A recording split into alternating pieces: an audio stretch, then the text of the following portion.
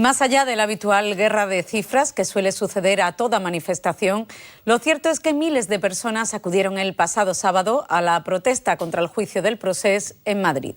Un juicio en el que la declaración del exjefe de los Mossos d'Esquadra, Josep Luis Trapero, ha marcado un punto de inflexión. Para hablar de Cataluña y también de otros temas de la actualidad nacional, nos acompañan hoy en nuestra mesa de análisis Margarita Castilla, profesora de Derecho Civil de la Universidad de Cádiz, y Fernando Álvarez Osorio, titular de Derecho Constitucional de la Universidad de Sevilla. Buenas tardes a los dos. Buenas tardes. Pues si les parece podemos empezar por esa manifestación independentista del pasado sábado en Madrid, en la capital. ¿Qué lectura hacéis de ella?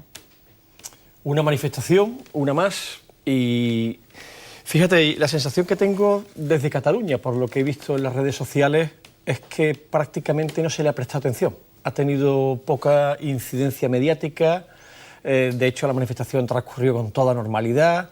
Una manifestación en la que hay que decir que estaba el presidente Torra, que estaba Artur Mas, es decir, que estaba la plana mayor del gobierno catalán, y transcurrió por las calles de Madrid, llegó hasta las puertas del Tribunal Supremo, no pasó absolutamente nada, lo que resulta una paradoja para el discurso de cierto independentismo.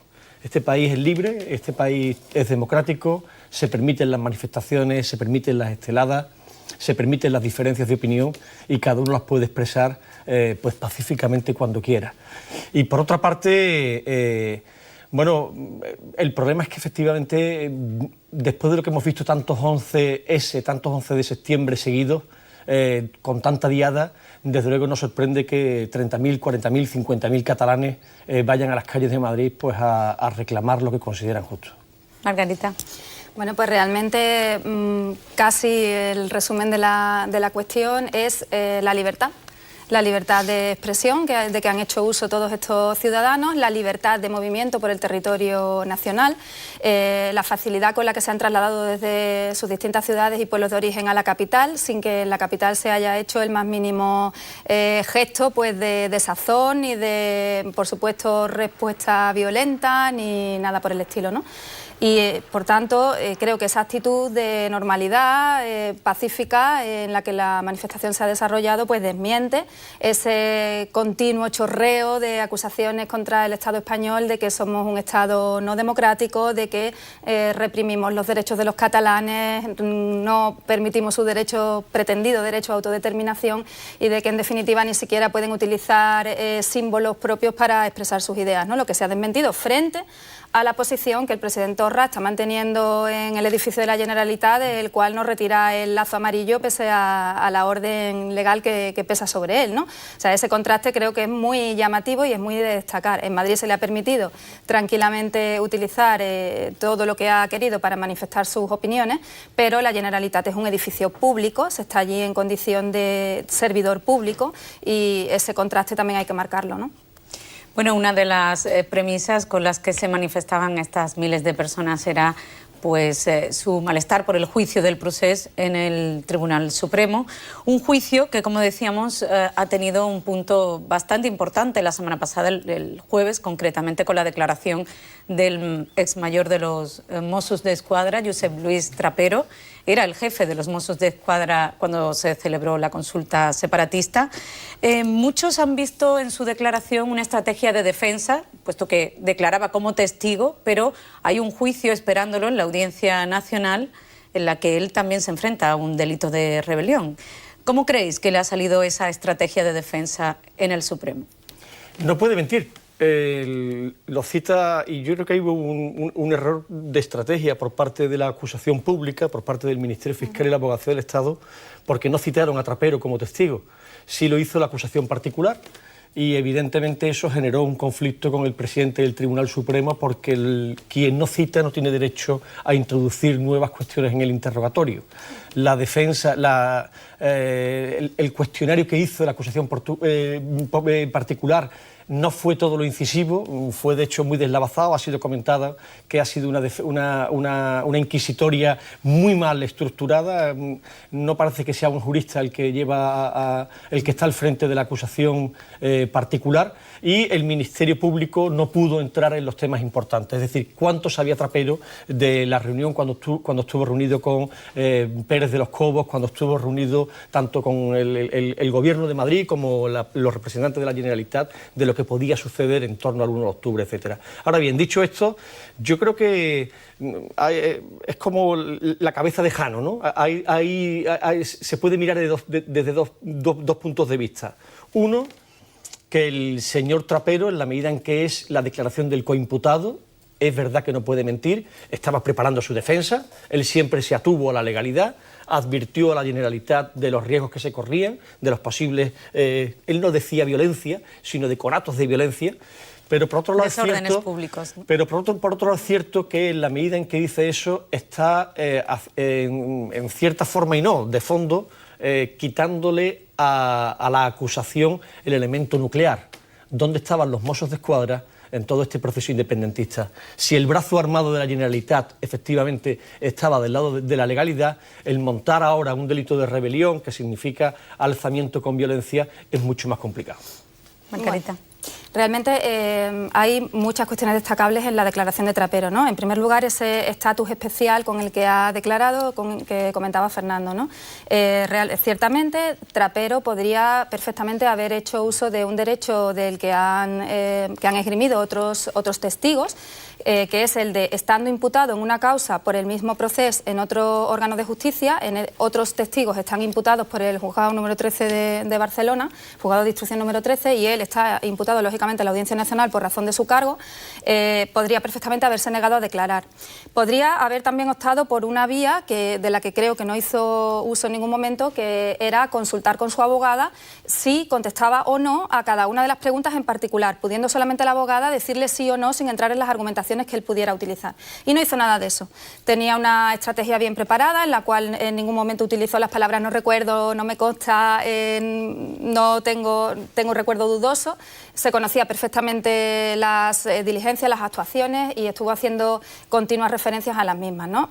Pero sí que hay varios elementos destacables en esa declaración, más allá de que declarase a preguntas de la acusación particular o lo hiciera a preguntas del fiscal, que no pudo porque el juez Marchena se lo impidió, o lo hiciera a preguntas del propio juez Marchena, ¿no? Sí, quizás la pregunta clave que finalmente tuvo que hacerle, como decías, el magistrado, el presidente del tribunal, era qué ocurrió en la reunión que aludía Fernando el 28 de septiembre, justo antes de la donde les celebración de la advierte, consulta. donde según él les advierte específicamente que podía haber violencia. La palabra se matiza o no se matiza, pero les advierte de la diferencia numérica de que él estimaba 2 millones de personas en la calle frente a un efectivo que entre los tres cuerpos de policía y Guardia Civil, Policía Nacional, Mossos y Guardia Civil, podría alcanzar a 12.000 personas, y que esa desproporción de medios podría dar lugar a graves desórdenes públicos y temía una situación de enfrentamiento. O sea, en ningún momento lo excluye. Sí, esta defensa, ¿no?, del cuerpo y de su posición justo en esos días puede perjudicar, ¿no?, a la defensa, en su caso, del expresidente de la Generalitat y de los consejeros. Los deja muy mal en cuanto a mi modo de ver. Lo que pasa es que aquí al final tenemos todo un Tribunal Supremo con 7 magistrados que serán los que tomen la decisión y verán si los hechos que se puedan acreditar en el proceso encajan en el tipo penal de rebelión, en el tipo penal de sedición. A mi modo de ver, lo que... Pero en este caso, perdona Fernando, si él advierte de una posible violencia o desórdenes públicos, advierte del riesgo de que se produzca... Lo que pasa es que aquí estamos hablando de una violencia, a mi modo de ver, cualificada. Es decir, el alzamiento exige una violencia que efectivamente, a mi modo de ver, hay penalistas que dicen que no, que es suficiente con una violencia ambiental, en la que si tú declaras la independencia, con esa violencia incluso ambiental, tú eres capaz de conseguir un objetivo o es el objetivo que te has propuesto. Pero si uno tira de todo el proceso, de todo el proceso, no de todo el proceso, de todo el proceso tal y como van siendo las declaraciones, según los imputados, que son los políticos, aquello todo fue un teatro, fue una pantomima, fue un intento, una declaración política sin mayor trascendencia, o con la trascendencia que tiene, pero sin pretender en ningún caso romper a las bravas con España.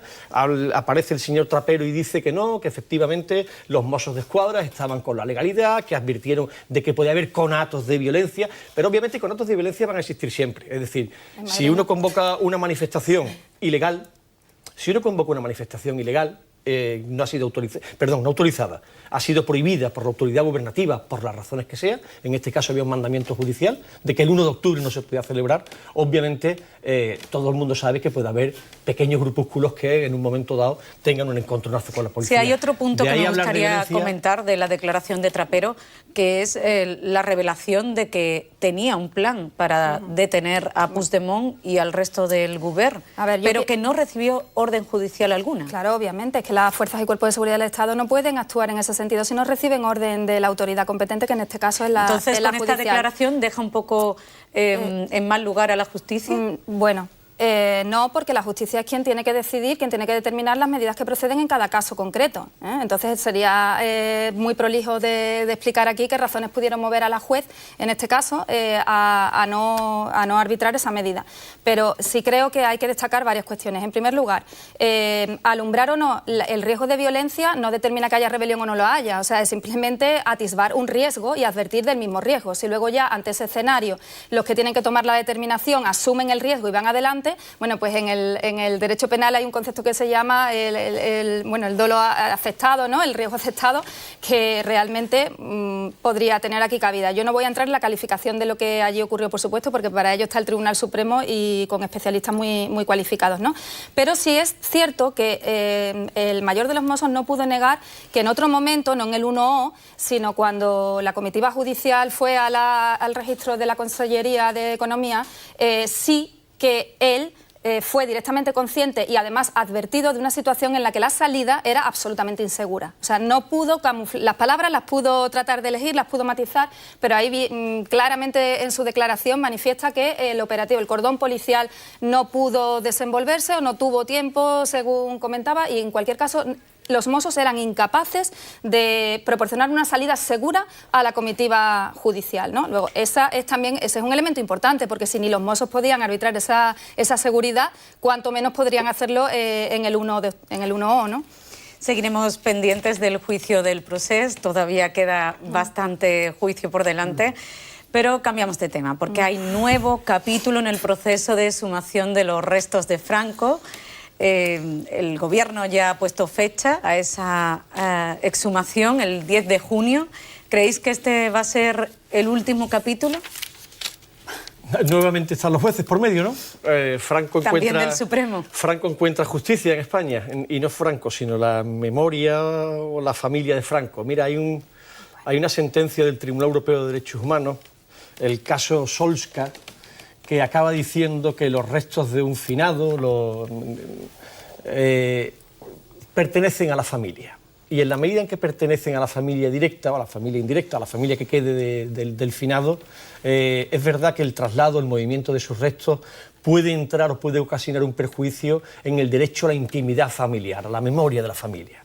Esa es la razón por la que en la reforma de la ley de memoria histórica, a través de un decreto ley, se da traslado a la familia, etcétera. Una familia que creo nunca decidió que los restos de Franco estuviesen en el Valle de los Caídos, sino que fue una decisión prácticamente del Estado. Es verdad que con el consentimiento tácito, me imagino, de la familia, pero que para trasladarlo sí tienes que tener su consentimiento. Y en virtud de esta sentencia del Tribunal Europeo de Derechos Humanos, que es un caso además famoso en Polonia, pues obviamente la familia tiene algo que decir, una palabra a decir. Y se le da ese trámite. En la medida en que la familia tiene derecho a ir a un juez, y en este caso han acudido a todos los jueces habidos y por haber, pero sabiendo que el Tribunal Supremo es finalmente el competente. Y allí lo que van a pedir es la suspensión del acto, en la medida en que, si se exhuma y finalmente el juez le da la razón, pues lo que van a pedir es que se paralice la exhumación hasta que el juez dicte sentencia definitiva, que es prácticamente, y ya para rizar el rizo con esto de Franco, lo que dice el cura que tiene blindado, me imagino que con los yugos y las flechas en el Valle de los Caídos, la basílica del Valle, algo que desde luego espero que la Iglesia no consienta, y que si el día 10 de junio efectivamente aparece la comitiva judicial, del gobierno a quitar la losa de ¿Pero granito. qué posibilidades reales hay de que el 10 de junio sean exhumados los restos de Franco? La vicepresidenta Carmen Calvo se mostraba muy segura de que incluso, porque ya habrán sido las elecciones generales, que incluso si hay otro gobierno, cosa que es bastante complicado por la fecha, la decisión seguiría adelante. Bueno, yo quiero hacer un poco de historia muy brevemente, ¿no? Y se ha comentado ya en otras ocasiones aquí en este mismo plato.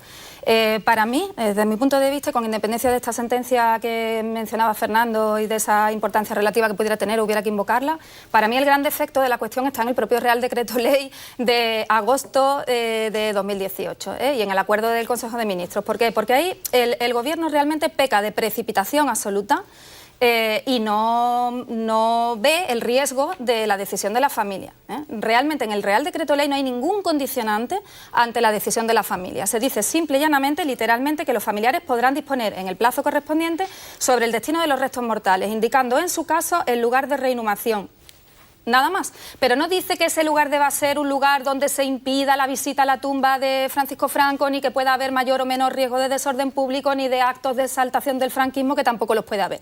Luego, primer problema de la disposición adicional sexta bis de ese Real Decreto. Y segundo problema, a mi juicio, se modifica el artículo 16 de la Ley de Memoria Histórica introduciendo un nuevo número 3, donde parece ser que el Valle de los Caídos, a partir de ese momento, se limita a la inhumación de personas caídas, efectivamente, durante la Guerra Civil, con lo cual tenemos otro frente abierto, no solamente a la familia, sino que, por ejemplo, ahora mismo los monjes benedictinos que tienen allí a personas de esta congregación religiosa enterrados, pues también están fuera de la norma, están fuera de la ley, esos restos deben también exhumarse.